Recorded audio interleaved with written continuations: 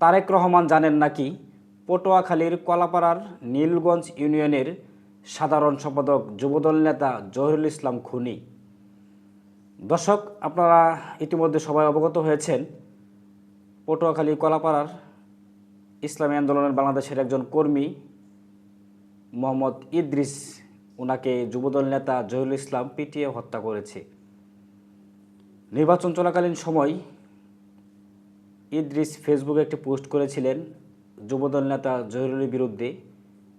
পোস্টটি ছিল এরকম: তিনি যুবদল নেতা একটি গরু চুরি করেছিলেন। এই গরু চুরির প্রতিবাদ জানিয়ে তিনি ফেসবুকে পোস্ট দিয়েছিলেন। এর কারণে ওনাকে গত 26 ফেব্রুয়ারি ডেকে নিয়ে, ইউনিয়নের অফিসে ডেকে নিয়ে যুবদল নেতা জহিরুল ইসলাম এবং তার সহযোগী যারা ছিলেন তারা তাকে ব্যাপক মারধর করেন। এতে তিনি গুরুতর অসুস্থ হয়ে যান এবং গতকাল অর্থাৎ মঙ্গলবার 2 মার্চ 2026 সকাল 10টায় তিনি মৃত্যুবরণ করেন। এটি সারাদিন ফেসবুকে ব্যাপক আলোচনা সমালোচনা হয়েছে, লেখালেখি হয়েছে।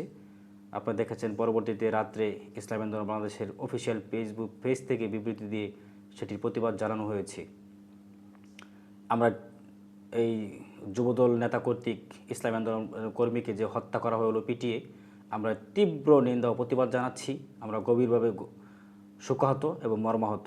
আমরা বিচার চাই, এই খুনিদের ফাঁসি চাই। জহিরুল ইসলাম সহ এর সাথে যারা জড়িত, আমরা এদের প্রতিটির অপরাধীর ফাঁসি চাই, ফাঁসি দেখতে চাই।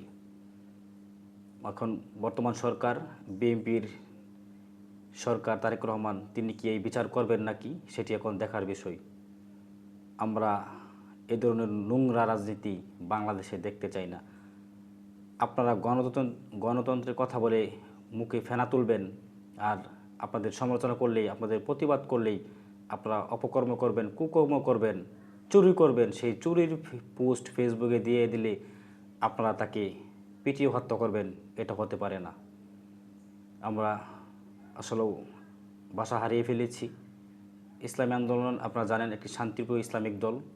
ইসলামী আন্দোলন বাংলাদেশ 40 বছর ধরে রাজনীতি করছে। 40 বছরে বাংলাদেশের কিংবা ন্যাশনাল ইন্টারন্যাশনাল কোনো মিডিয়া, ব্যক্তি, সংস্থা, কোনো ধরনের টিভি চ্যানেল, সাংবাদিক কেউ বলতে পারবে না ইসলামী আন্দোলনের নেতাকর্মীরা কোনো ধরনের সংঘাত, সহিংসতার সাথে জড়িত।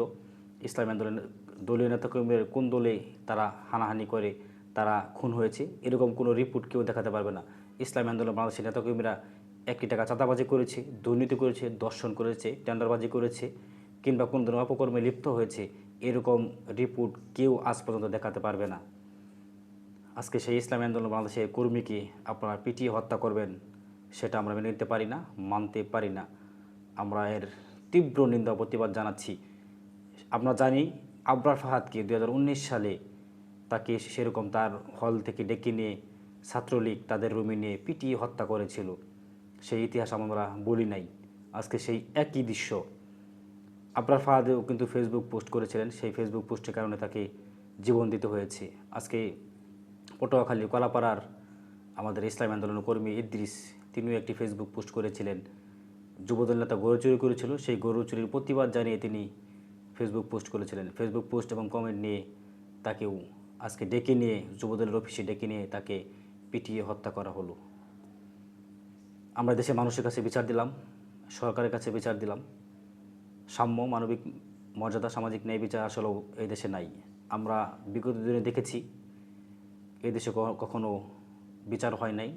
যদিও অপরাধীরা গ্রেপ্তার হয়, তাহলে এই অপরাধীরা ক্ষমতার অপব্যবহার করে, কিংবা ঘুষ লেনদেন কিংবা তদবির করে তারা বের হয়ে যাচ্ছে জেল থেকে, তারা জামিন পেয়ে যাচ্ছে, তাদের বিচার হচ্ছে না।